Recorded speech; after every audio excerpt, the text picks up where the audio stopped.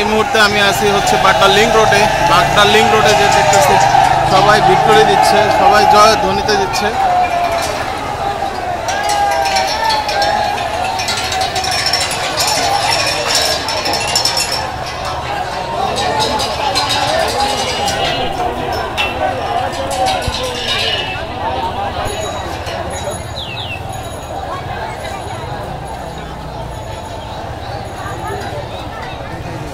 বিশাল জমায়েত হচ্ছে, মানুষজন বের হয়ে গেছে, মুসল্লিরাও বের হয়ে গেছে, গোলাপ জল ছিটাচ্ছে আর তার সামনের দিকে এগিয়ে যাচ্ছে। অনেক মানুষজন দাঁড়ায় আছে, অনেক মানুষজন, লাইন অনেক বিশাল, বিশাল বড় লাইন দিয়ে তারা সবাই যাচ্ছে।